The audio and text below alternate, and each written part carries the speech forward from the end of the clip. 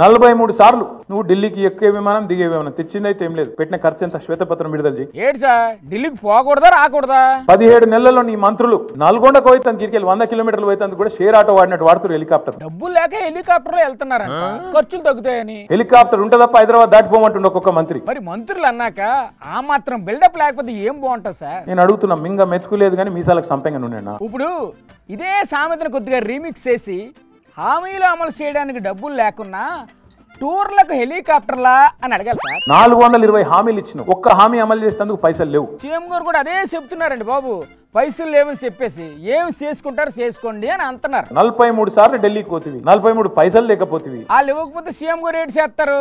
నాతో అయితలేదు, ఢిల్లీకి మూటలు పంపుడు, ఇక్కడ మేనేజ్ చేసుడు నాతో అయితలేదు, ఇక నేను చేతులు ఎత్తేస్తున్నా, నేను కూడా ఐపీ డిక్లేర్ చేస్తున్నా అని వెళ్ళిపో. ఆయన ఏమన్నా రైస్ మిల్ బిజినెస్ ఏంటండి ఐపీ డిక్లేర్ చేసి వెళ్ళిపోవడానికి? ఎటు పోయేది లేదు, కావాలంటే కోసుకొని తినండి, వండుకొని తినండి అనేటి అనుకోరు. కేసీఆర్ గారిని ఇప్పటిదాకా ఎన్ని మాటలన్నా పడ్డం, ఇక ముందు ఏంటి చేస్తారు? ఇక్కడ నుంచి కేసీఆర్ గారిని నువ్వు వ్యక్తిగతంగా దూషిస్తే మాత్రం నీ నాలిక చీరేసే రోజు కూడా వస్తది. అయ్యో బాబోయ్, వార్నింగ్.